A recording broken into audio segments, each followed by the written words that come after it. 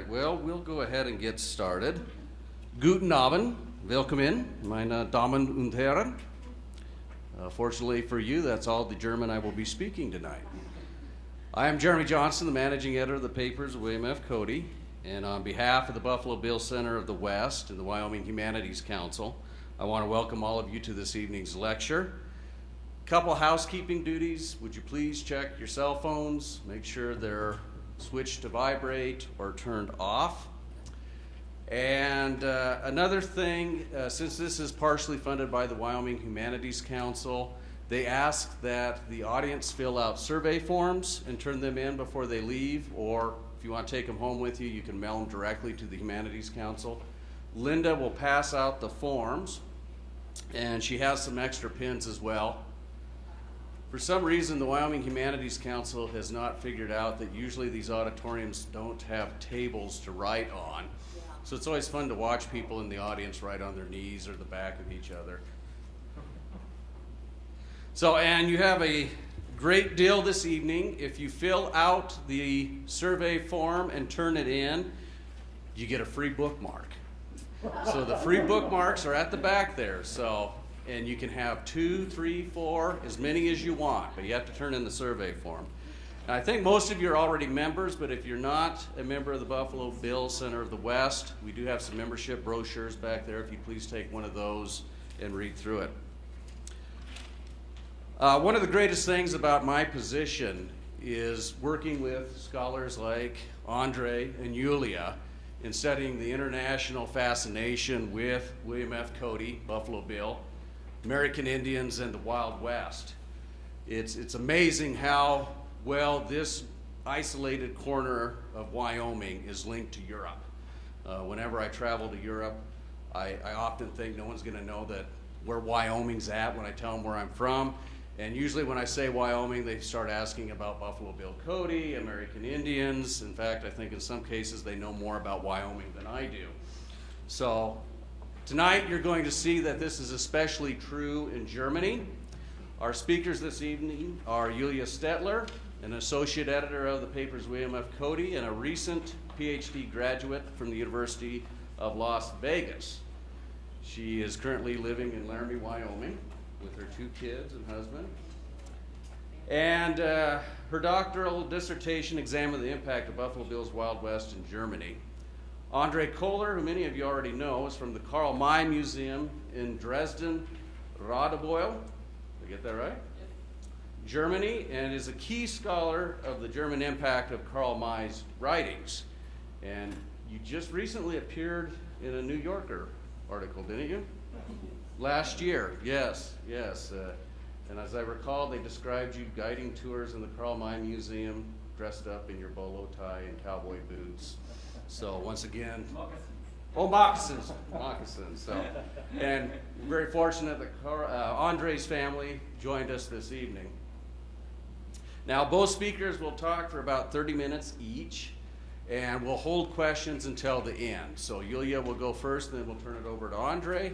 And at that point in time, when Andre's finished, we'll take some questions. So thank you all for coming. Please welcome Yulia and Andre. Thank you, Jeremy. Good evening, and thank you for being here tonight. It's always nice to be back in Cody, especially in the summertime. As you may know, and Jeremy just introduced it, excuse me, and maybe also to that, thanks to that wonderful new exhibit upstairs about Buffalo Bill and his Wild West show. They toured extensively through Europe for almost 20 years between 1887 and 1906. And I always kind of wondered why they went over there and how they were received over there. And I'm still working on it, even though I've graduated. So it seems like this ongoing project, which is a lot of fun. I think it's safe to say, perhaps, that Cody's Wild West was the first mass-produced American entertainment to reach the old continent. It was, so to speak, a prototype, and the European reaction surpassed the boldest hopes of not only William Cody, but also people like Mark Twain, who, along with many of their contemporaries, thought it was time for the United States to show Europe that they had grown up and that they had something to offer culturally, technologically, and so on. And Americans at this point, at the turn of the century, had been struggling and dealing with a severe inferiority complex for over a century. And they were sick of Europeans always scoffing and making fun of their cultural achievements and regarding them kind of as children in that area. And both William Cody and Mark Twain were convinced that the Wild West show had the potential to usher America onto the global stage and raise European esteem and respect for American cultural exports. And so in the next half hour or so, I will examine the reactions to this Wild West show in Germany and also why it was so successful over there. I will show you some of the newspaper coverage and then also speculate as to the reasons for why the Germans were so enthralled. I will also briefly ponder the lasting impact of the show in the German national consciousness, and that's then where my colleague here, Andre, is going to take over and examine the role of Karl and his Indians further. The Wild West visited Germany twice, once in 1890 till 1891, and then again in 1905 and 1906.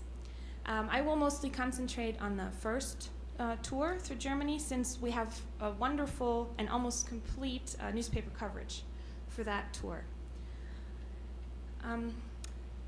So after having played in England for a while, that was kind of the trial ground for the show, Cody realized that probably the rest of Europe would welcome him with equally open arms as the English did. And he was right. In France and Germany and Italy, wherever they went, life in the cities and towns that they visited came almost to a halt during the time that they were there. In fact, there are some reports in German newspapers of disgruntled factory owners who complain that their workforce has been suddenly too sick to show up for work, or that their productivity went down dramatically. So you can imagine that everybody went to the show, and it was quite a party probably every day. Talk of the show and of the Indians was ever present in the towns and cities that they went to, and the streets were plastered with advertisement material, with posters, with handbills, and so there really was no escape from the show. Even if you didn't want to go, you were bound to hear all about it because it was everywhere. In fact, this advertisement machinery that accompanied the Wild West was very sophisticated and very well organized, and even before the show would arrive in a certain town, these posters would already have gone up and were distributed everywhere, and the newspapers also were just brimming with advertisements. I have an example here for some of the advertisements in German papers. They were either fairly compact, and sometimes there were even bigger with pictures and drawings, and recounted the reactions of the show in the cities that had already been visited, especially Paris and London.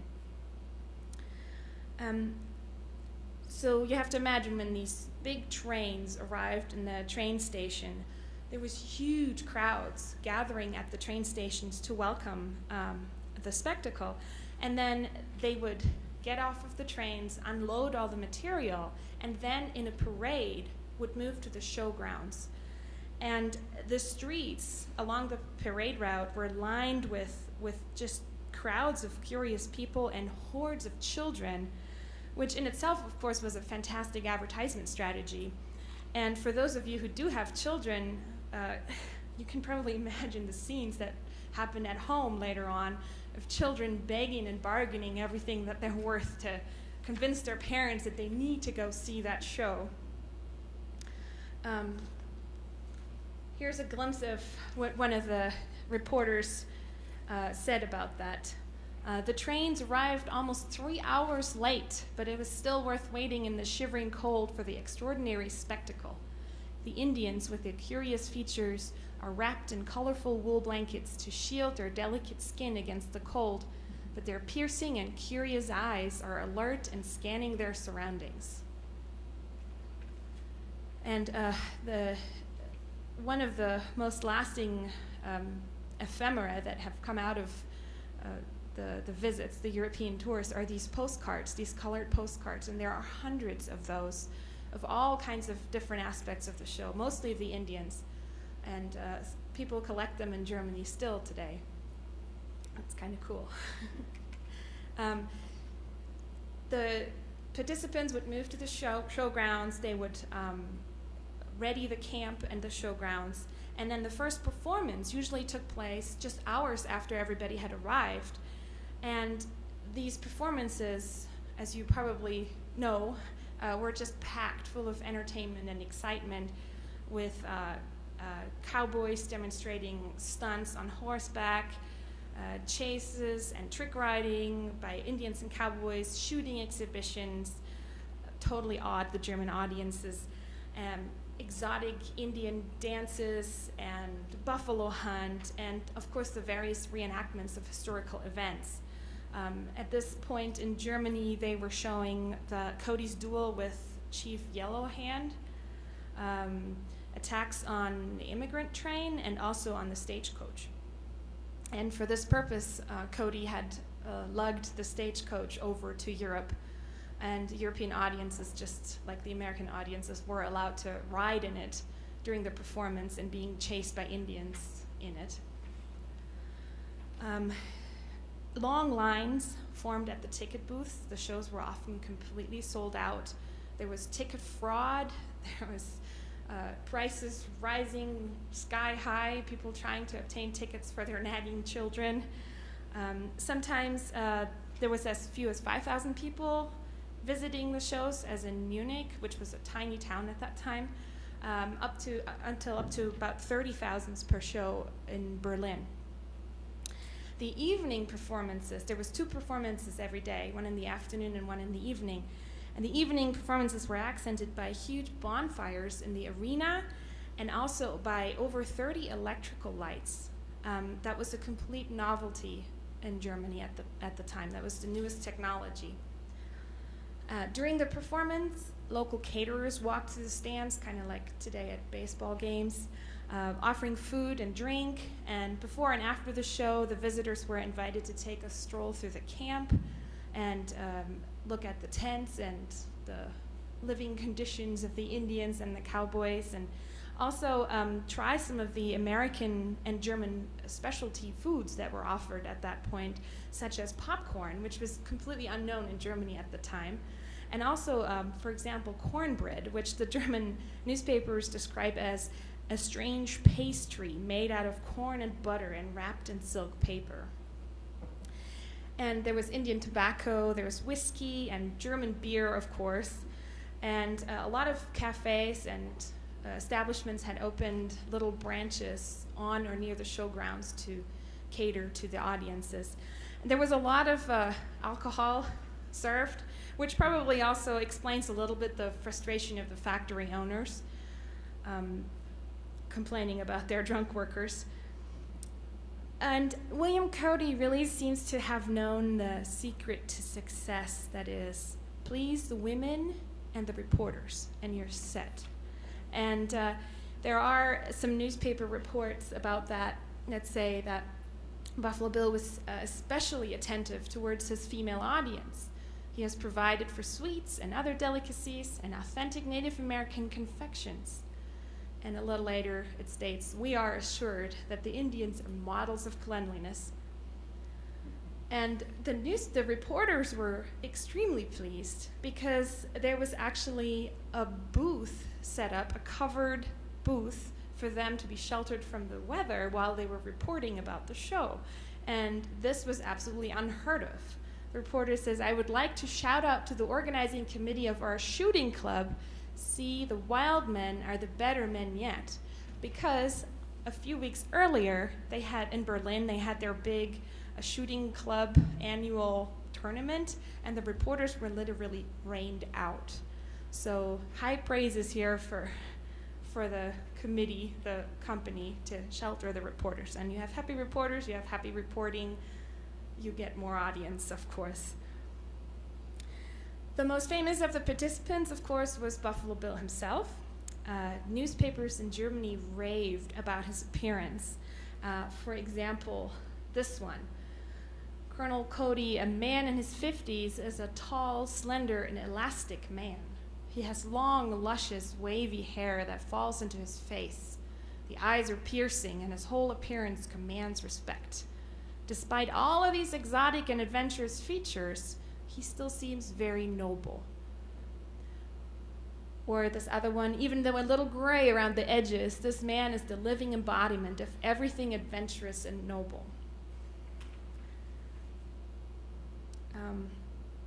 Here's another one. Here's a picture of Cody. And the Germans really loved his outfit and his kind of commanding posture and the combination of the wild and the civilized in Cody's persona, which he intended to portray.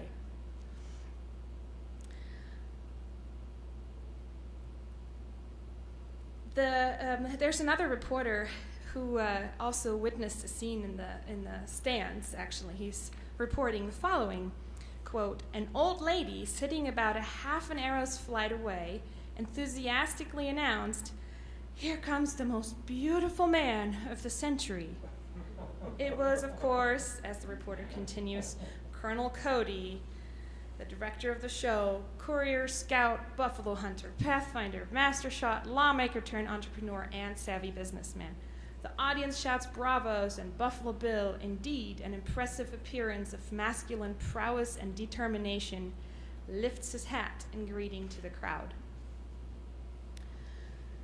Other participants included Buck Taylor and his trick riding, Annie Oakley, the ever-famous Annie Oakley, who had gained international fame with her shooting skills, and as well as a little less than 100 Native Americans from the Great Plains, along with a herd of buffalo and a whole bunch of other animals.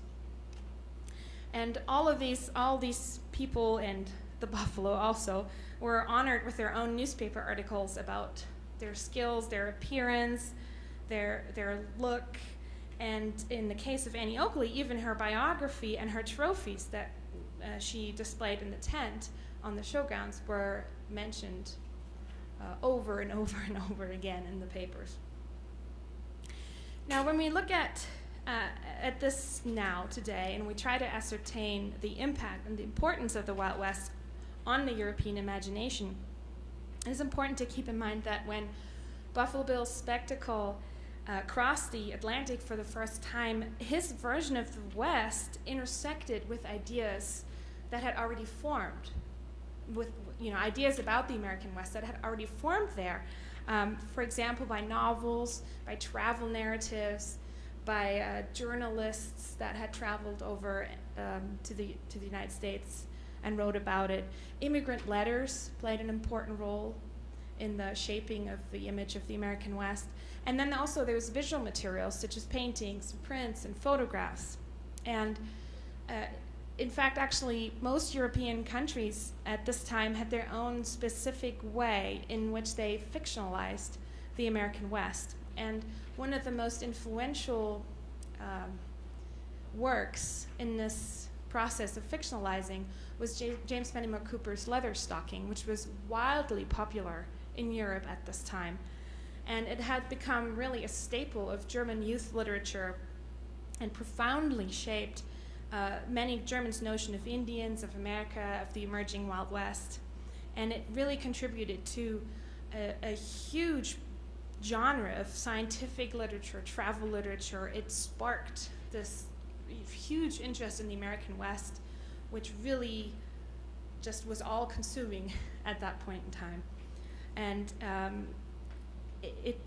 this idea of Cooper and the noble Indian, the noble savage, it fits right into the era of the romantic, of this yearning for the uncorrupted life in the wilderness, kind of what the Native Americans signified for many Americans at that time as well.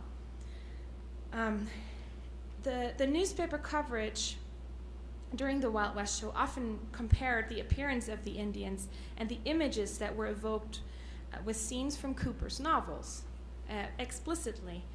For example, here's one reporter saying, "What would we have given in our childhood when we, with glowing cheeks, were devouring the Western stories to see with our own eyes the romantic likeness of an Indian? And now that we have settled with our youthful dreams, Colonel Cody comes along and shows us in lavish galore everything we once wished for." Or here's another one. "Really, it is no novelty what we see in the show. We have seen this all before. Granted, it was not with our actual eyes, but in the dreams of our childhood, after reading tirelessly the fantastic stories of Leatherstocking. Then the heroes of the Sioux and their equally fantastic adversaries still occupied our dreams. Nothing ignites the fantasy of children more than the stories of Indians, of scouts and backwoodsmen, who at any second could lose their scalps if they didn't know how to defend themselves with a gun.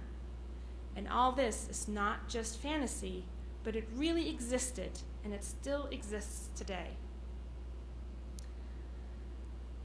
The European fantasy of the American West, and especially the Indian, had even inspired its own popular authors to write about the West, and the two most prominent German ones were Baldwin Möhlhausen and Karl May. And I won't go into detail here because I'm sure Andre will do that in a little bit. But suffice it to say at this point that the American West had been appropriated already when Buffalo Bill got there. And it often served as kind of a projection screen for European fantasies, for this yearning for the exotic and for the far-flung places and the uncorrupted life, the simpler life. In addition to all of these influences, the literature and etc., Buffalo Bill was preceded by numerous other entertainers who brought exotic peoples from around the world and paired them with a more or less, mostly less, dramatic staging. Karl Hagenbeck was a Hamburg-based entrepreneur, and he ran a zoological garden, and he started to experiment with exhibiting peoples from around the world. And he was wildly successful with it. And actually, to this day, his zoo in Hamburg is one of the most popular zoos in Germany. And it still has little, native villages. Then also this is one of the few pictures that I could find of an exhibition of strange peoples, that's what they were called in the press, of foreigners in Germany at the time. These are the Bella Coola Indians. So there were the Bella Coolas, there was Hagenbeck's little exhibit, there was George Catlin, who had traveled in Europe with his Indian gallery. He did not visit Germany, but there still was an impact throughout Europe from him. There were world expositions at that time that featured peoples from around the world, and those were mostly Africans or islanders from the Philippines, from the Far East, and also then smaller groups of those toured Europe throughout the 19th century. And Germany had seen, for example, Zingalese, Zulus, Eskimos, Burmese, and Australian Aborigines, along with a few Native Americans from North America. And virtually simultaneously with Buffalo Bill's Wild West, Doc Carver and his troupe also toured Europe, and his show was extremely similar to Buffalo Bill. Doc Carver was a trick shooter, and actually in Hamburg, both Buffalo Bill and Doc Carver vied for the audience's attention at the very same time. And to Cody's great dismay, Carver had gotten there just a few days earlier. So Carver was seen as the authentic originator of this great American show, and Cody was seen as the imitator, and it greatly disgruntled him, and he actually considered suing Carver for stealing his idea, and he wrote some really angry letters to his sister complaining about that scoundrel Carver stealing his idea. Anyways, Cody was really upset because he lost a lot of money in Hamburg to Carver. It seemed that at this point in 1890, the interest in these exhibits of foreigners was slightly dwindling. right when Cody got to Germany. And in this light, one could ask, well, why was he still so successful then? Because there had been all these different shows, and Germans were kind of getting saturated looking at, Africans through bars, basically. They had cages up, and, the foreign peoples were sitting behind the cages in chairs, or they were just hanging out, and Germans would just walk by and gawk at them. That was kind of the style of the time. And Germans were kind of getting fed up with it. It was starting to get boring. So why was Cody so successful? Well, there are multiple reasons for that, and I would like to point out a few. First of all, of course, his show was a lot more spectacular than just putting some poor creatures behind bars. And it had a sophisticated choreography. It had a great logistical support, a huge logistical scope, and it also incorporated the newest advances in technology. I already mentioned the electric lights, the railroad, the using of the railroads, just the massive amounts of material that was moved for the show, and also the advertisement was really a new strategy. And it was really thoroughly modern for its time. And second, it could claim absolute authenticity. It was organized by Americans, showing their own home life, so to speak.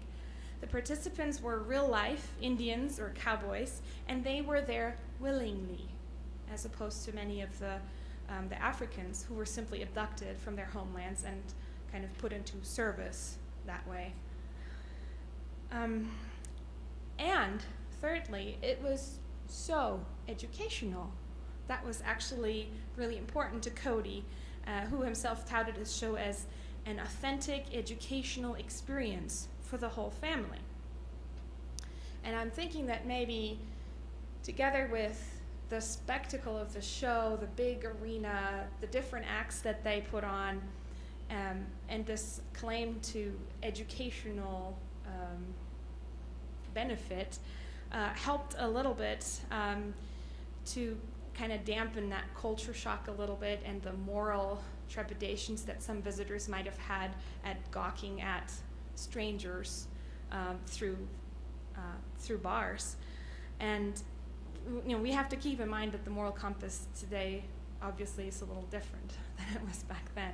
But still, this was a whole different enterprise, and people could feel a lot better about themselves and tell themselves, well, if we go to this show, we're not openly gawking, we're just experiencing this wonderful entertainment.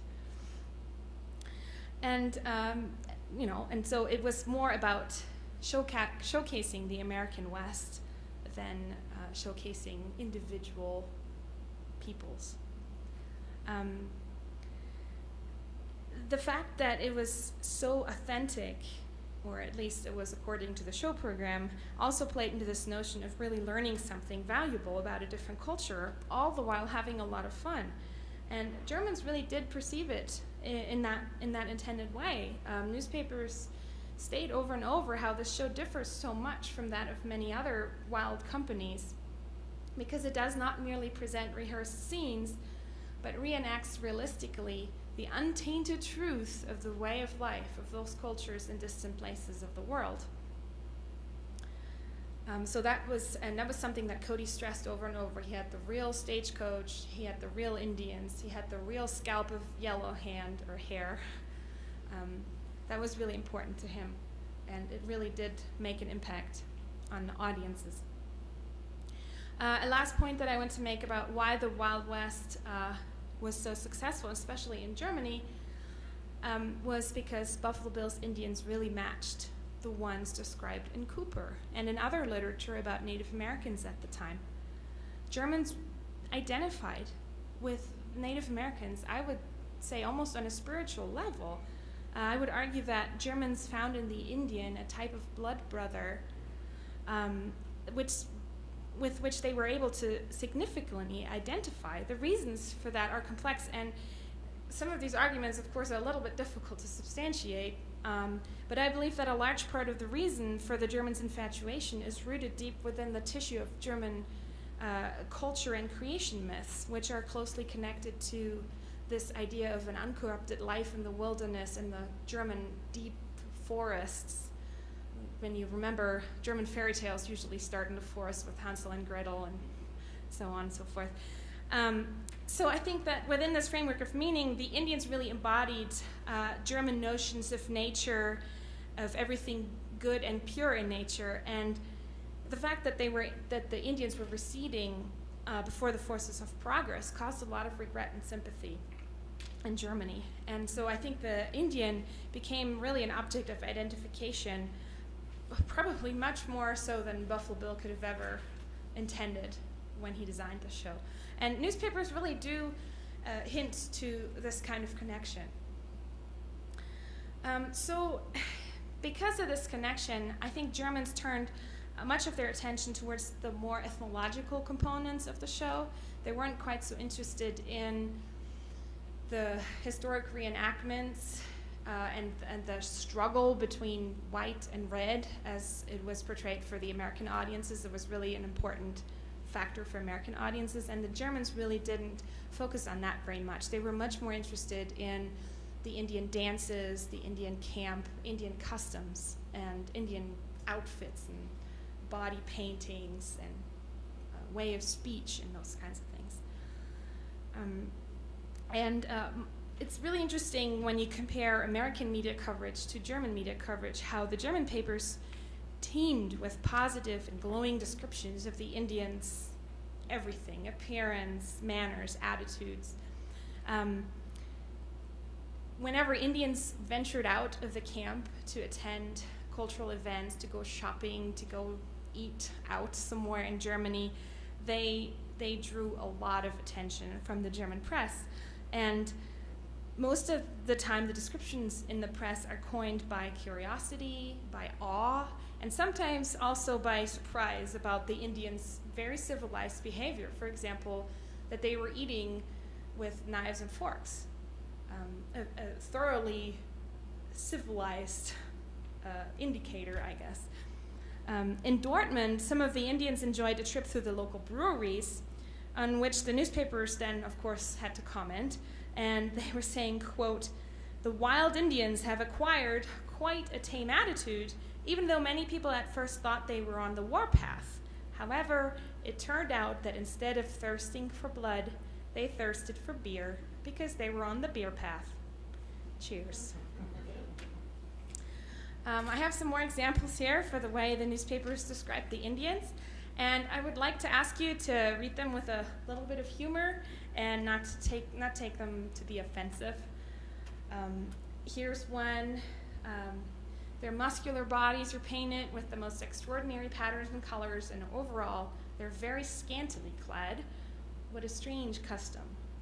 So the Germans were really interested in the differences between them and the Native Americans.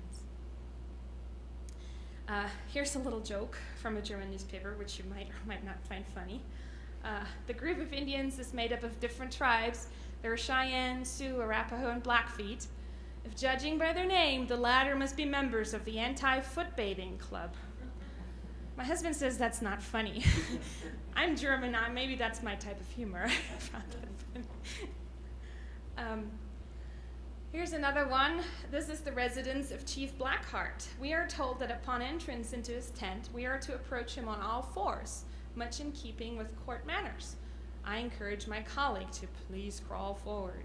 The chief welcomes us calmly, like a baron who has gotten used to giving interviews. And this one is the last one. What an interesting, bloody past these Indian chiefs must have, especially this chief of chiefs, Rocky Bear. Even though he doesn't give the impression of unbridled, beast-like barbarity now, his war shirt, made from elk leather, embroidered with pearls and buffalo sinews, is sporting an impressive collection of curly hair, a trophy of all those whose lights he snuffed out in battle. And you might notice here the length of some of these sentences that I just read. Germans are notorious for their run-on sentences, and I tried to maintain as much of that feel of the original in my translations.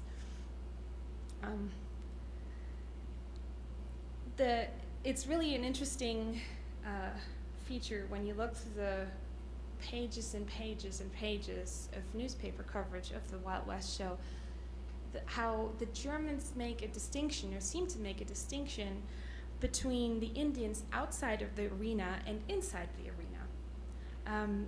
I didn't notice it at first, but it seems like that outside of the arena, when the Indians are walking through the towns or whatever, they're revered and seen as these living representations of Cooper's noble Indians.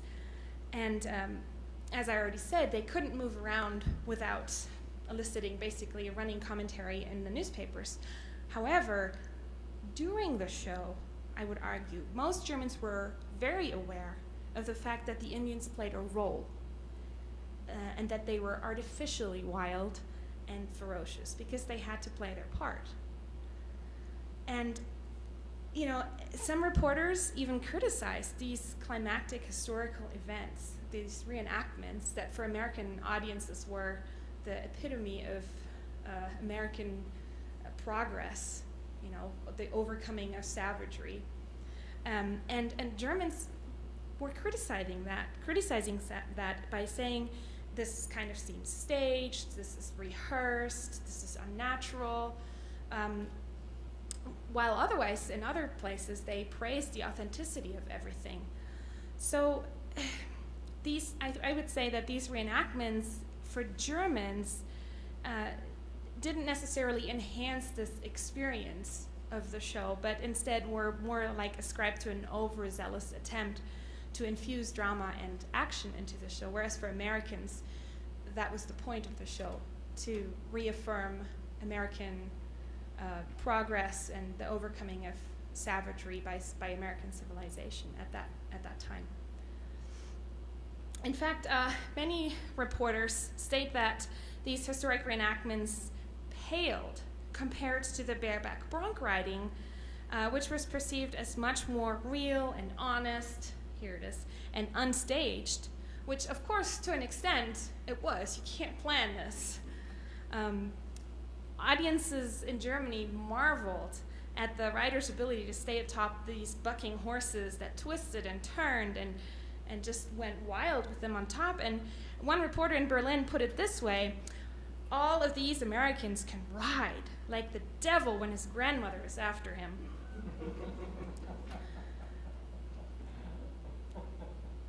For the Americans, quite unexpected reaction to the bronc riding in Germany was their outbursts of laughter whenever a cowboy was bucked off a horse, or whenever the horse performed an especially heinous contortion.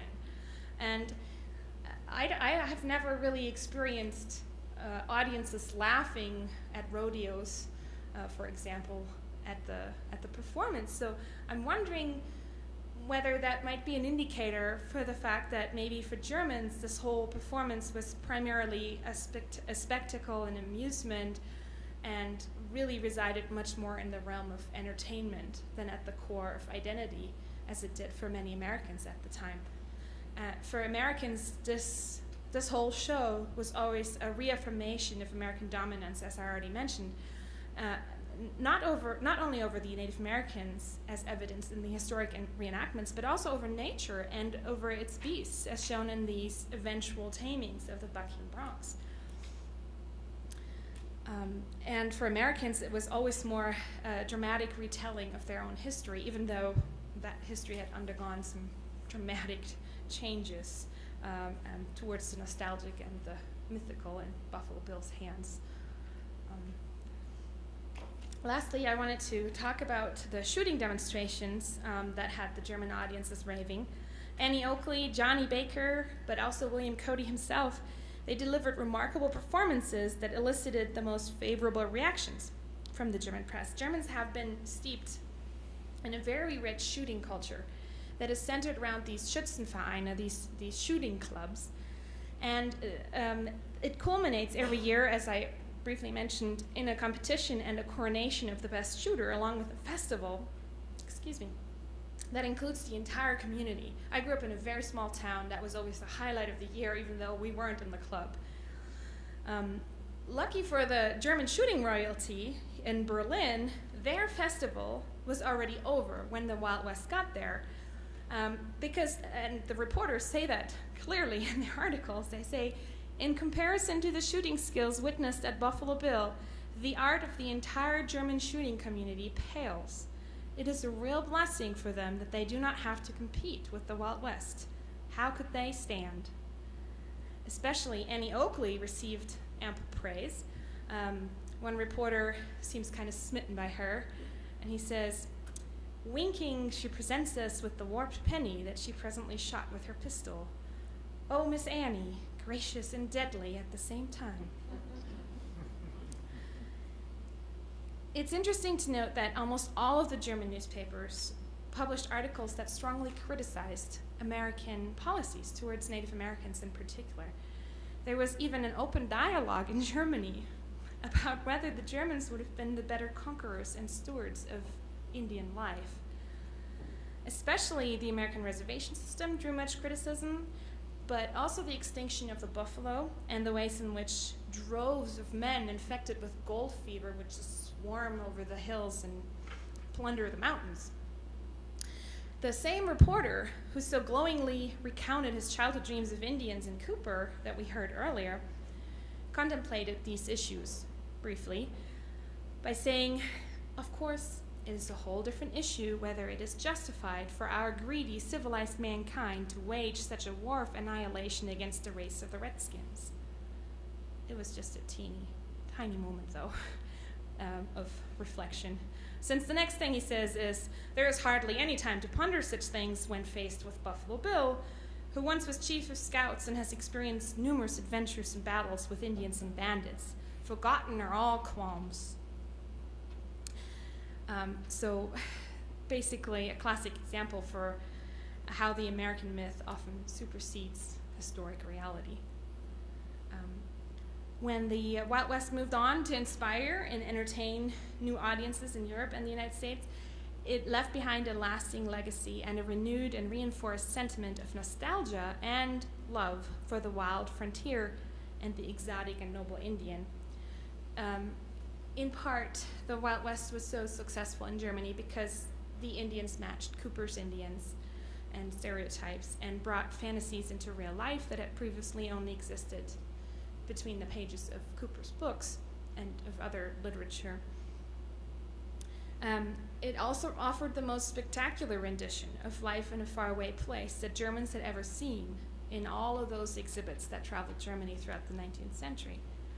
And just like anybody else at that time, probably, Germans were yearning for adventure and diversion in this increasingly industrial and monotone society, and the American West seemed to just abound with opportunity and adventure that could be vicariously enjoyed through the Wild West show.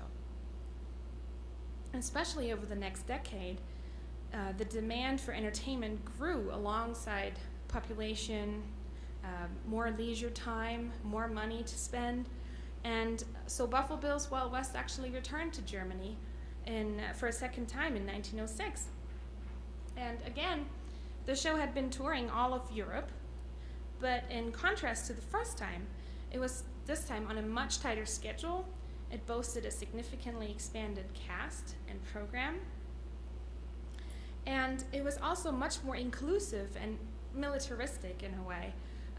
The first show had kind of focused on the American West and the achievements of Americans on their own continent, and the second tour kind of broadened that scope and included American soldiers, but also regiments from other nations like Russians, Mexicans, Arabs, Germans, French, and others. And so it really internationalized the cast and broadened the scope and the appeal of the show. And this was termed the Congress of Rough Riders, and it was really an eclectic mix of elements from military pageant and rodeo. And it was really popular again through Europe and the United States, but it seems that it never reached quite the same number as the first show did. And when the second show left Germany for good in 1906, it had popularized a myth of American national identity to a collective audience of tens of millions of Europeans. Cody's 2 extended stays in Germany cemented the myth into the German national consciousness, this myth of the wild American frontier. And it remains there till today as one of the most significant concepts to explain American culture and identity. Whenever you talk to Germans, they will eventually mention something that has to do with the Wild West, be it Cody, be it a recent Hollywood movie. Something will come up, and you know that Buffalo Bill's reaching through time to today's Germans, and not just Buffalo Bill, but also his successors, who kind of continued his legacy throughout time. Thank you.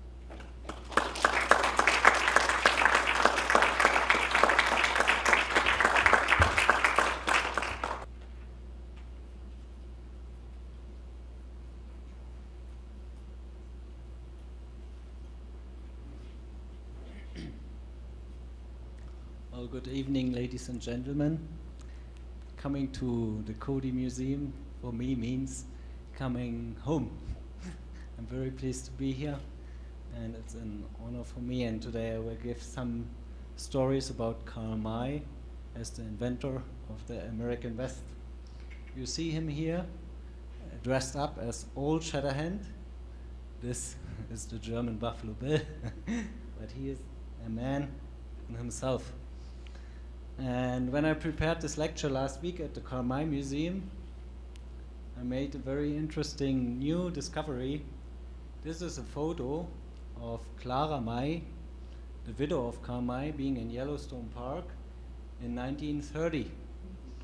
So the relationship between Radebeul and Cody dates back a very long time.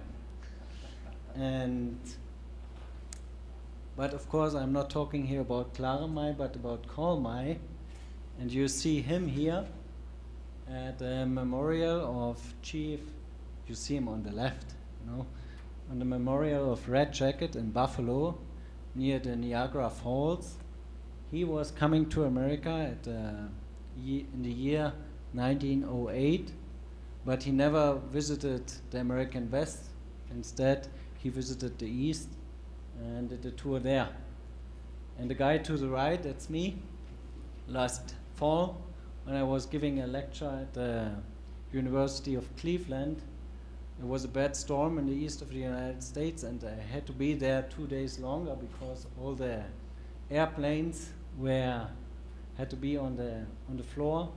And so I looked up at Google Maps the cemetery, and I found this memorial of Red Jacket. So I will start now and get my paper.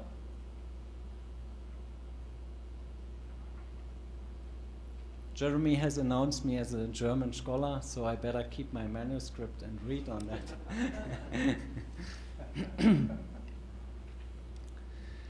Karl May wrote about his central work Winnetou in a letter to his publisher Friedrich Ernst Wesenfeld on October 16th in 1892, quote, "I would love to write all the 3 volumes new from the beginning. It should be developed as an ethnographic novelistic masterpiece within the reach of 100,000 hands. Very different from the Leatherstocking series and the Trapper stories, much more dignified, most true and noble-minded, a great, misjudged, murdered, declining nation, explain it in a single person, Winnetou. It would be a memorial for the red race, and it should actually be sold at the kiosk of the exhibition in Chicago." End of quote. The World Exhibition, what took place in Chicago in 1893, was in May's view a year ahead, before already as a point of sales for his books. This quotation is not only interesting because its connection to America, but it's also a proof of Karl May's own high claim to build a memorial for American Indians, the red race, in the words of his time. And on the other hand, he makes clear his quality approach by emphasizing the ethnographic novelistic masterpiece and his keen he's keen to point out the USP of his piece, Karl May, an early marketing expert. In other words, a man who was eager to connect his own idea with what the people expected.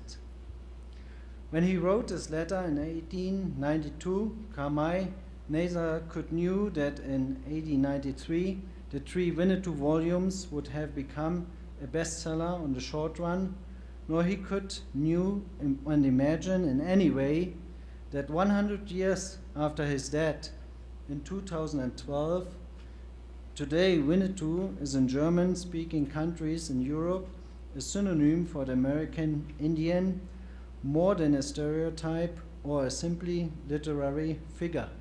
You could say that Winnetou is a household word in Germany now.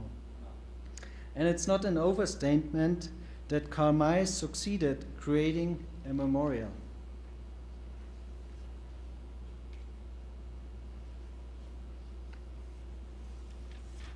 So what I will do today, I will explain you a little bit my idea of the Karl May universe, and of course I start with his life.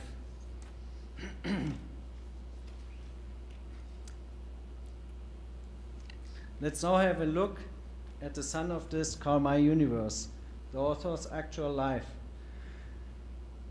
By the way, one of my favorite quotes, what I use in my guided tours through the Karl May Museum at the Villa Shatterhand is that May once said, quote, "Ich möchte Sonnenschein in die Herzen meiner Leser bringen." End of quote. Translated, I want to bring sunshine into the hearts of my audience. So when I make him the sun today, this is hopefully okay with him. Anyway, his childhood was not so brightly shining. In his autobiography, he wrote that he started his life as a favorite child of hardship, trouble, grief, and despair. Karl Friedrich May was born on February 25th in 1842 in Ernsthal, a small city, into a poor weaving family. Behind me you see the house where he was born. He is the 5th of 14 children. 9 of them die because of the poorest living conditions. His childhood in Hohenstein-Ernsthal in Saxony was not quite what we would call a happy life.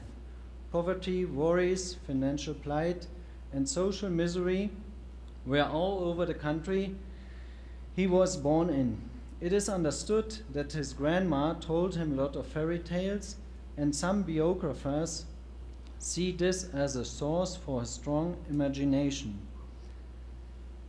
A contentious issue among researchers is whether Karl May was blind as a kid, as he proclaimed in his autobiography, or not.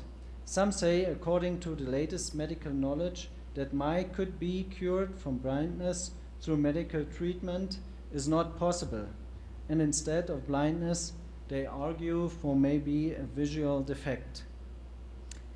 May gets a formal training as a teacher and succeeds in the final exam with grade 2.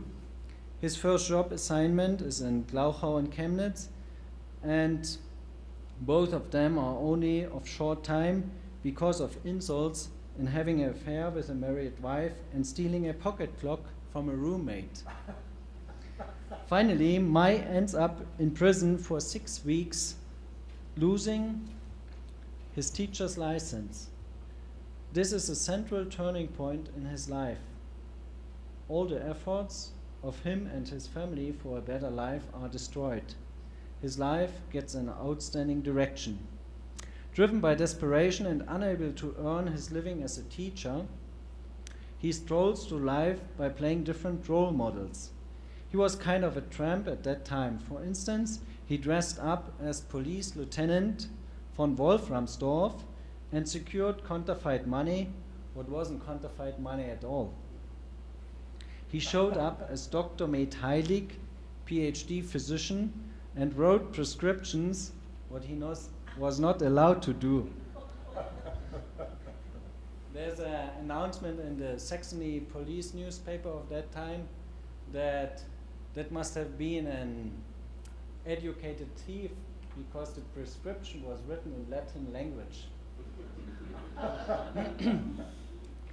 Or he dressed up at a store with a brand new expensive coat, leaving the store without paying the bill. The result of that and other real adventures, more than 7 years in prison. He moved to the residence city of Dresden, where he started working as journalist and newspaper agent for the Münchmeyer publishing house. This is probably the earliest known photo of Karl May, shot at an atelier in Dresden around 1875. Karl May at that time was eager to work hard for a new life. In the 80s, he wrote at Münchmeyer's his Kolportage-Romane, kind of dime novels, and finally he discovered his ability to write fantastic exotic stories. In 1879, his first book, In the Far West and Der Waldläufer, appeared.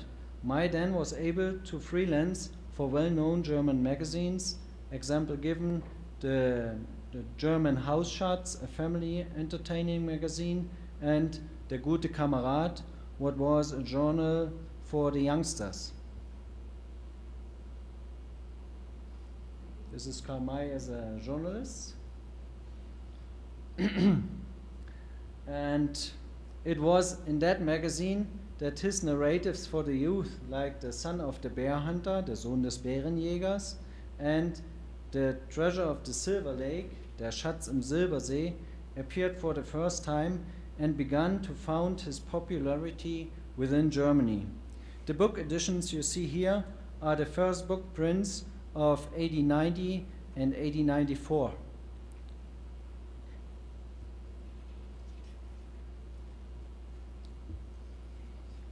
The publisher Friedrich Ernst Fesenfeld had a genius idea to collect all the narratives of May and issue an own book series. Both met in Radebeul in fall in 1891 and immediately signed the contract. May was fascinated from the idea what made him a rich man. The green golden volumes you see here are a brand symbol for Karl May. Volume number 1 of Karl May's collected travel novels, Durch Wüste und Harem, appears in the green golden book binding in 1892. May wrote elaborate travel adventure narratives about the Ottoman Empire, where his main character is called Kara ben Nemsi, what means Karl, son of the Germans. 5 more volumes, the so-called Orientzyklus, mark the beginning of a phenomenon in German literature. In 1893, the 3 volumes of Winnetou, the Red Gentleman, continue the Karl May series, which will be renamed in travel accounts in 1896 to make them more real, given the impression that everything is true, what he wrote in the books. May starts proclaiming to be Old Shatterhand himself and rises up in public awareness, gaining the fame as a celebrity. He not only writes, he travels to give public lectures, and he becomes a wealthy man. Now he is able to travel and see the world. Easily he pays 37,300 marks for Shatterhand's new villa and spent more than 50,000 marks for his first world travel. So this is the Villa Shatterhand in a photograph taken in 1896. Karl May is on the balcony there. And this, some of his pictures, dressed up as Old Shatterhand, in full regalia. The Buffalo Bills scholars among you will note the similarity to Cody. One of the key stories of Old Shatterhand is his ability to sneak in onto a campfire and listen what the people are talking there. He's an expert on that. You need to read the original Karl May text. And in his hand there's another very important memorabilia, the silver nail rifle of Winnetou. This is Karl May as his character Kara Ben Nemzi. And we have all these items at the Karl May Museum, the bear claw necklace, what is not bear claw. And he did postcards on that. You see on the top of the postcards, Dr. Karl May, he never got a PhD. And he also signed the postcards, of course. Here you see the signature of Old Shatterhand. He signed with Old Shatterhand. So, okay. In 1899, you see him here in April 1900. Karl May visited the pyramids of Egypt, and most people today still believe that Karl May never traveled to the countries he had described so vividly. But he did. More than 16 months he spent at a journey into the Middle East. Beside the pyramids, he visited Lebanon, Palestine, Syria. The city of Istanbul and the Acropolis in Athens are further places on his travel itinerary, where also Ceylon and Sumatra can be found. Seeing the real world chooses a deep depression at May. It can be described as a turnaround in his personality. From that point, he never again plays Ben Nemzi or Shatterhand. He starts all over with new writing intentions. His late works are deeply symbolic and pacifistic tales. Und Frieden auf Erden, on Peace on Earth, is not only the title of volume number 30, but part of his vision.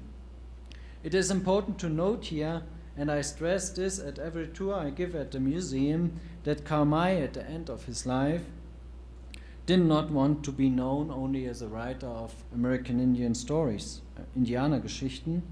He intended to bring the evidence for the need for peace on earth, to promote tolerance among people from different nations and religions. In his concept, he created the word Edelmensch, noble man, what simply spoken means to become a better human being. So on his travel in 1908, he not only saw the memorial of Red Jacket, but also, of course, the Niagara Falls. He visited New York, Albany, Buffalo, Leverance, Boston. An itinerary straight from the Baedeker travel guide. He never went here to Cody to see the West. Clara did then later. And so copyright disputes and accusations of his opponents regarding his life are topics at the court and run through the last decade of his life. In March 1912, he gave his last public lecture at the Academic Association for Literature and Music in Vienna. The title of his speech was Upward to the Empire of the Noble Man. Karl May died at March 30th in 1912 in Radebeul at his Villa Shatterhand, and he's buried in a monument at the cemetery in Radebeul East, still to the very day a destination for pilgrimage. And this is the last known photo of Karl May, what shows him in Vienna right before the last lecture. And to the right we have Clara.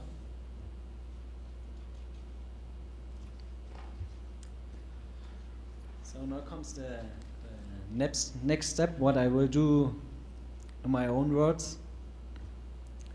So what you see here is a top page photo from Dresden Neueste Nachrichten, March last year. It shows the French actor Pierre Brice to the left, dressed up as Winnetou, the Apache chief, and the US actor Lex Barker, the Old Shatterhand of the 1960s. In the back you see Karl May watching right in the faces of the newspaper audience. And this picture is symbolic in terms of understanding what is Karl May today, because many generations and young people like me, the most they know Karl May from the Karl May movies of the 60s, what were very popular after World War II, and they have never read Karl May's books.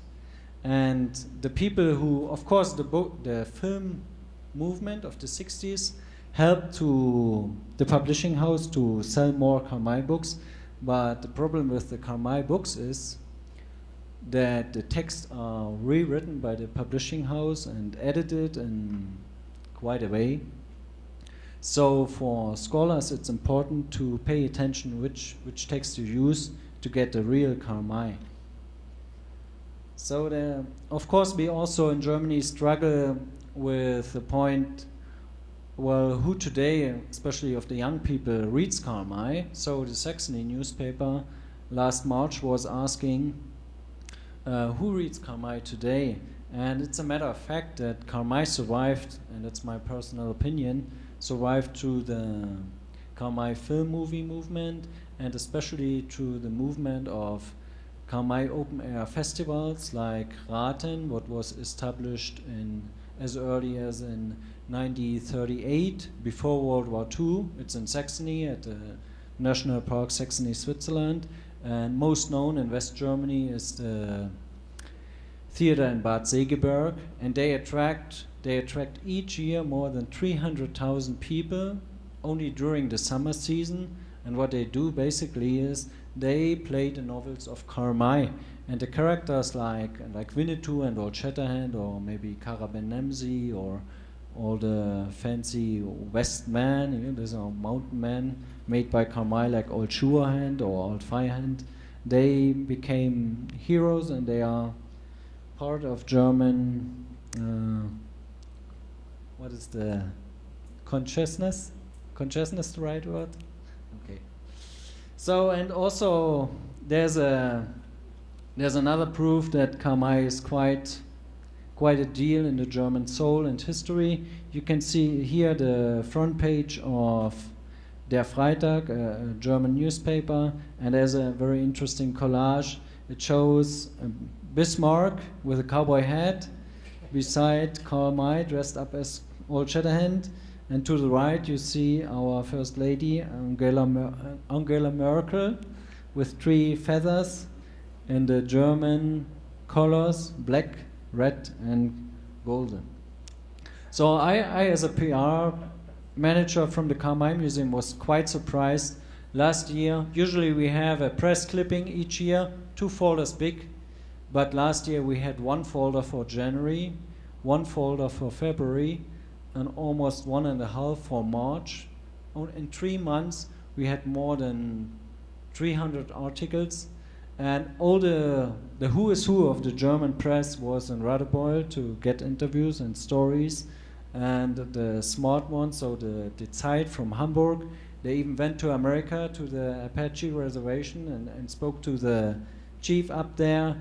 And I'm really working on an article because that's very interesting how attractive Karl May is even for the German press today. And I will read you my findings on that without very short here. The news factor in last year was of course the 100th day of death. But beside that, I would generally say first, the Karl May theme is close to many people because, at least in childhood, people were touched by the stories and the heroes. Whether in film or in book, that doesn't matter. I would say this in 2 words: cultural proximity. Winnetou is not an American Indian at all. Winnetou is a German Indian. Winnetou is not just a chief. Winnetou, for Germans, is an idea in the collective brain of all Germans. And there are many examples to prove that. Second, the Karl May theme is of interest and power because it includes a development from Ardistan to Dschinnistan, from the violent to the nobleman. May's life includes conflict and negativism. Only bad news are good news. There are many aspects people can struggle with talking about Karl May, the fraud. Third, the Karl May theme is much more complex than just Indianergeschichten and needs consideration of his symbolic pacifistic late works. His final vision can be described within the two dimensions and peace on earth and upward to the rich of the noble man.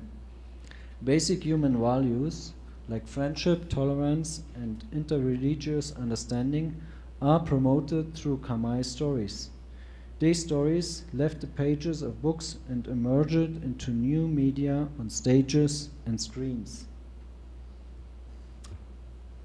So here's the only color picture painting done by his friend Selma Werner during his lifetime. And now I will switch on to the Karl Museum.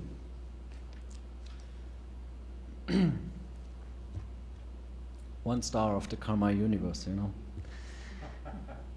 There are some hints that Clara and Karl May visited the Museum of Natural History in New York City during their travel to North America, and it could have been that they have been talking about the idea of a museum in Radebeul.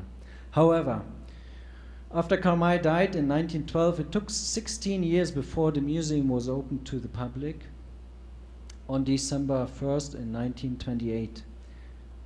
You see here the Villa Bärenfeld, 2 years before it became a museum. And Clara May and Patty Frank, our first museum manager, are standing off the front of the building. They, together with Eucher Albrecht Schmidt, the Karl May publisher, were the people who founded the institution. And one can say that the cooperation of these three people was a big luck, because everybody brought a special ability and personal interest along with a great passion for the idea of the museum. The Karl May publisher had an interest to develop a place for pilgrimage for the Karl May audience at his real estate. It would serve as what we call today a brand park, a place where you could experience the imaginary world of Karl May's books. Karl May's fans and readers visited the author already during his lifetime at the Villa Shatterhand, and the original idea to change May's living rooms into a museum exhibition, this idea was not a possible option, because Clara May used to live there until she died in 1944.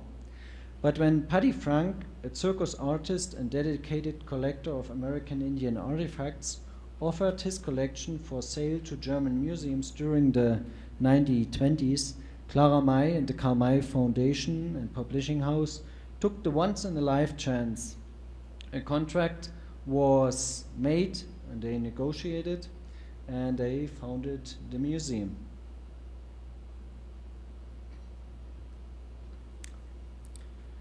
So you can see here Clara May and Patty Frank at the early exhibition. This is a photo from the 1930s.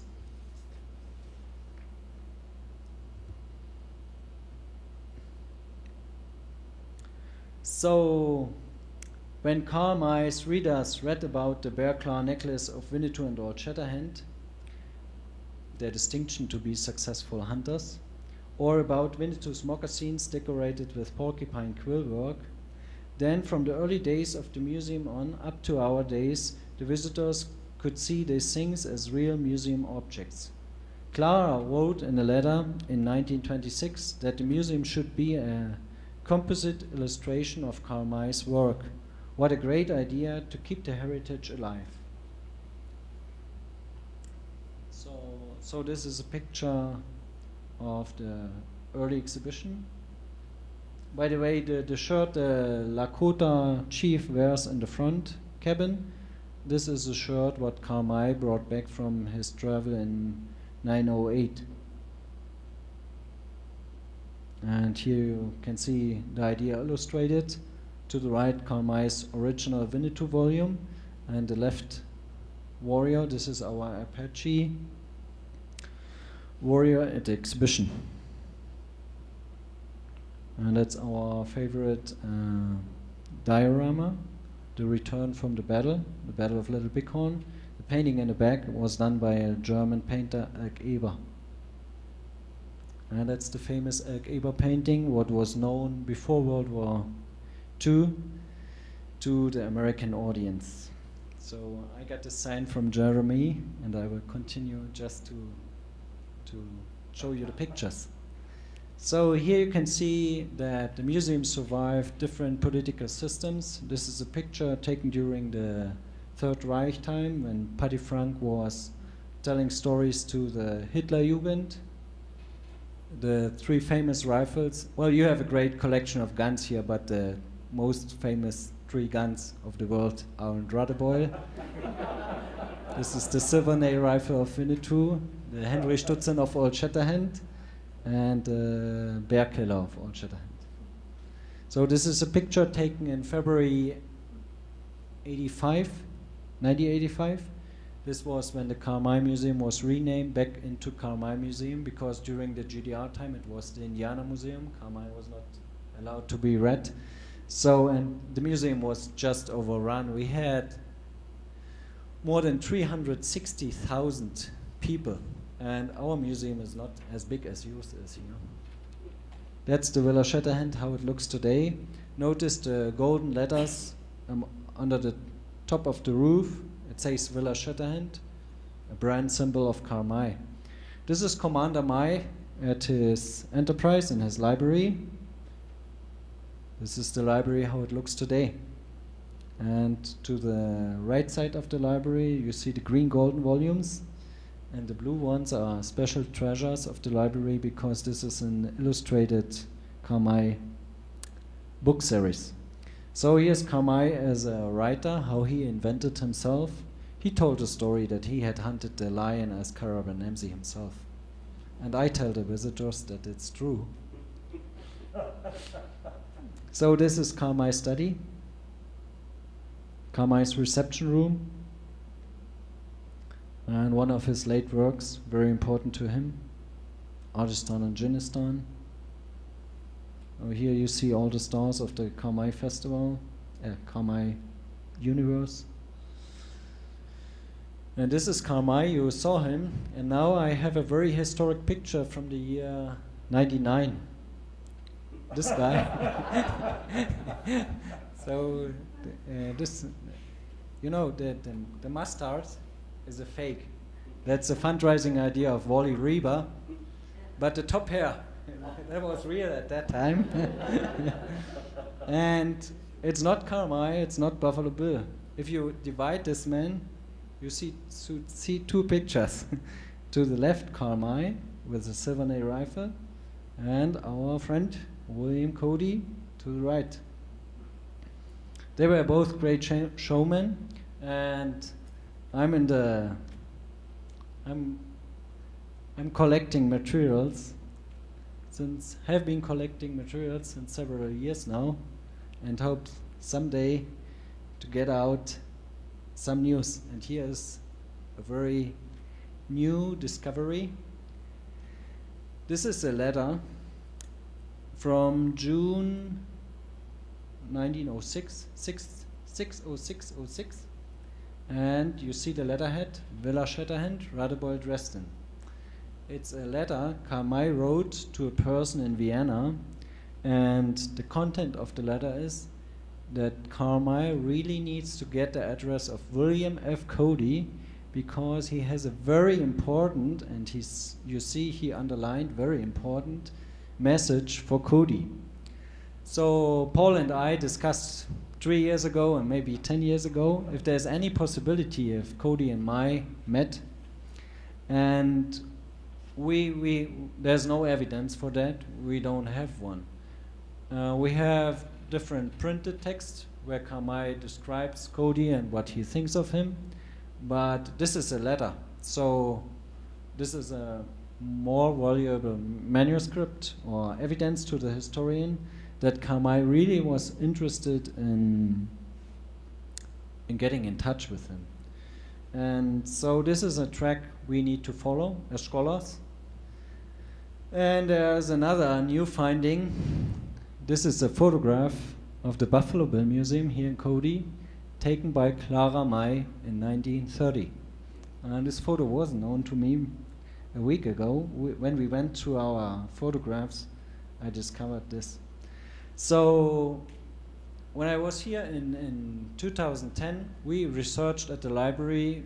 Paul gave the advice to check the Mary Jester Allen files, And I was looking for Clara May, that we have some evidence that she left a message here or something, but we didn't found anything, unfortunately.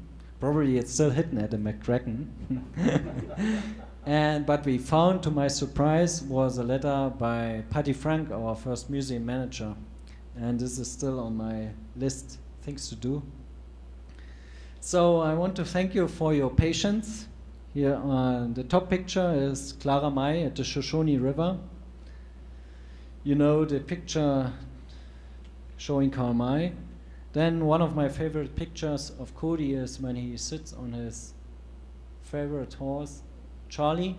Charlie was the nickname of Karl May in his books, Charlie. Winnetou called him Charlie. So, and down you see me with my favorite piece at the Karl May Museum. And now it comes to the end here. I have a present with me. And this is the newest issue of Greasy Grass magazine, the journal of the Custer Battlefield Historical Association. And I'm very proud to present to your library 10 years of research results I did together with your board member Arthur Amiot on this particular piece. And there's also a lot of material from the McCracken library in here. So I want to thank all the people who supported me here. Especially I want to thank Emma Hansen, who brought me in contact to Arthur Amiot. And I have new projects on my list, so someday I will be back. I don't know if I have less hair, but I will be here with my heart. Thank you very much.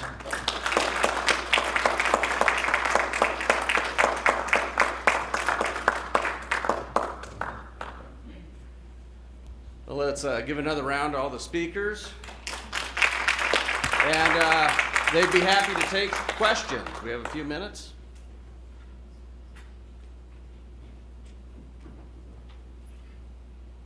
I knew Karl would have one question, yeah. Without question. I didn't quite understand when Karl May was not allowed to be read in Germany.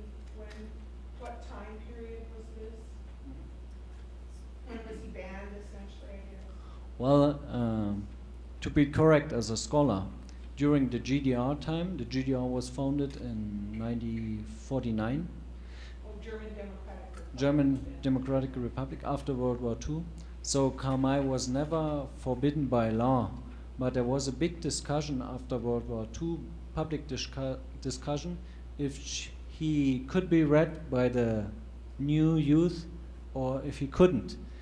And this question has its origin in the relationship of Karl May during the Nazi time. And often people, even today at the museum, ask, so what was going on at that bad time in Germany? So Adolf Hitler was a great admirer of Karl May's work, as was Albert Einstein, Bertolt Brecht, Karl Liebknecht, and many other guys. But Karl May was top shelf at Hitler's bookshelf, and this was known to the communist leaders. And so Karl May was in some way a man you couldn't trust. Now there's a second reason. Karl May in his works promoted the idea of Christianity and understanding between different religions. Karl May was a very religious man. And during the GDR time, the church was not the right way to live on. And the third reason why Karl May was not promoted during the GDR, and for my personal opinion this is the most important reason, is that with the vivid descriptions of the American West or all the other countries, the people couldn't go there, but when they would read the books, they would get the desire to come to Yellowstone Park or wherever. So Karl May never was forbidden by law, but Karl Publishing House was not allowed to print the books in Radebeul. And that's why they moved to West Germany in 1960 and did the business there. And therefore you also have a very different Karl reception in the 20th century between East Germany and West Germany. So what were the Karl movies in West Germany with Lex Barker and Pierre Brice? There was another movie movement in the East. And the DEFA, what was the film company in the East, they did Western movies, they called them Indianerfilme, and they were based on Leatherstocking Tales of Cooper, they were based on Die Söhne der großen Bären, what was a very successful youth novel in the GDR, and they were based on the real history of Osceola, Tecumseh, the Apache Wars, and all the Sioux Wars here in the country. And so there was a fascination about American Indians and the history of America here during the GDR by the DEFA Indianerfilme. And the actor who became famous with these films, this was Gojko Mitic. And after the wall came down, he played the Winnetou at the Bad Segeberg Festival. And this year, in fact, he is more than 70 years old now. This year he plays Inchuchuna, what is Winnetou's father. Was this okay for you? So, What kind of role did Clara have in his development as a writer? Did she write herself? well, Clara was the second wife of Karl, and she was formerly married to Richard Plön, a friend of Karl. The Mice and the Plöns, they were both close friends in Radebeul. They lived very close in Radebeul together. Plön was an entrepreneur, and they did the Oriental journey together. When Plön died in, I guess it was 1903, the Mice hired Clara as a secretary for Karl. She did all the paperwork for him because at his most successful days, he got more than 60 letters a day from audience. So, and he tried to keep up on that. He had what we have today, the email replay. So all the people would get an answer. And he had reprinted cards. We have one at the museum exhibition that says, well, I'm not here, I'm in America, cannot answer your letter, but please send me a photograph.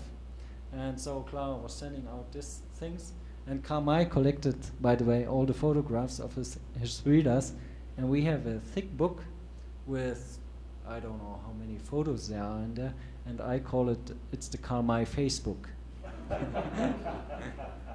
So Clara was eager to help Karl, and then, you know, he married her in the same year when he got divorced from Emma. It was 1903, and so she was supporting him in his late years. But after the Karl died, she was instrumental in fulfilling his last will, where he wrote down the idea of the Karl Foundation.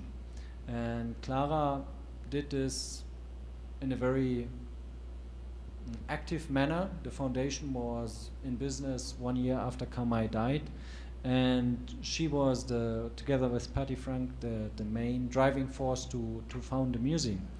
But she was also, Clara's role has to be seen critical, because she wanted to create the legacy, care for the legacy, and so she also destroyed documents what wouldn't fit into her worldview on Karl. So, and then there's another critical role of Clara May. She was, during the Nazi time, she was close friend to one of Hitler's sisters, and so she was close to the system there, and of course that was another point, but is questionable and needs to be look closer in the future in terms of research. But the big mission what Clara fulfilled, and what's really a great deal of her work, is that she was instrumental in taking over the legacy of Karl May with the foundation and then with the museum.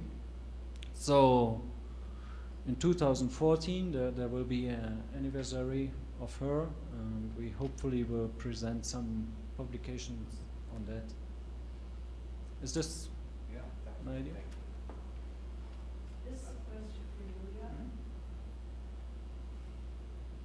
I've read that in Europe, in France, some of the Indians actually had relationships with French women, and in fact, they have married French women. Paul can correct me if I'm wrong there, but did that happen in Germany? For example, in 1889 in Paris, because they were there for a long time. Yeah, you're right. There were definitely Native Americans that entered into relationships with European women. In France, that's documented. There's also a case in Austria where a German woman married one of the Native Americans, and he stayed behind with her in Austria. I'm not aware of any marriages in Germany, but there were relationships, and actually the German press often frowned upon the loose German women who would, entertain that thought of having relationships with the Native Americans. More question. Yes, could you tell us your idea of what it is about the German character or the German psyche that has resulted in this fascination with the American West? Well, I guess Julia pointed out in her lecture some of the origins of German fascinations of the American West. And as she told in her lecture, there were people before James Fenimore Cooper in literature. So there are texts from Schiller about America and the idea of America, what supported imagination. Then beside Möllhausen there was Mayne Reid, and then of course we have to pay attention to George Catlin, to Bodmer, Karl Bodmer, Prince Maximilian Soviet, and all the artists who came over. And then Cody took over, Karl May took over, and then there's a next step in the, I call it evolution in my own understanding. It was jumping from the presentations in the zoo, from the storytelling of Buffalo Bill at the theater. It was jumping into the media film. So Cody did films, and there was Hollywood, and there was John Ford, then there were the open air theaters. So the idea of the Wild West, it's an evolution of an idea, and it completely went with the time and with the technological development. So we had in 2001 we had a very successful movie called Schuh des Manitou in Germany. This is a persiflage. Is this a word? What do you know? A parody on the Karl May films, and it was so successful. I mean, in terms of money. And so there were not Winnetou and Old Shatterhand. There were Ranger and Apache. So some really funny guys having adventures at the Wild West in a very funny manner. And when I talk to the young people at the museum and tell them Winnetou and Old Shatterhand, there are question marks on their heads. They don't know them. But when I talk of Apache and Ranger and then tell them about Winnetou and Old Shatterhand, so I get their attention. And so the idea or the fascination for the American West is we have to see it on how it developed. That's what I would say. What would you suggest? Yeah, I would definitely agree with that idea of a developing process. I think We have to also consider the living conditions in Europe in the 19th century and then into the early 20th century. Just the lure of the United States or the American West in general, and was very strong for Europeans. Just to start a new life, to have new adventures, to find new prosperity in a new country. Europe in general, Germany was overcrowded.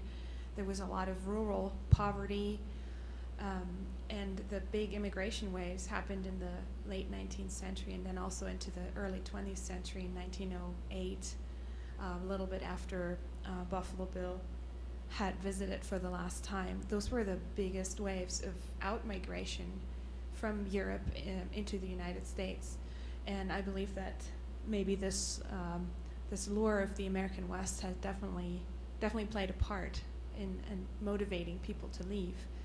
And and then they in turn sent letters back home. Nobody wanted to admit that life was hard there too, so they talked it up and said, oh, this is great, we have a lot of money, we have all this prosperity, our pumpkins are bigger than anything you've ever seen, and so this kind of myth was perpetuated about the great life in the American West.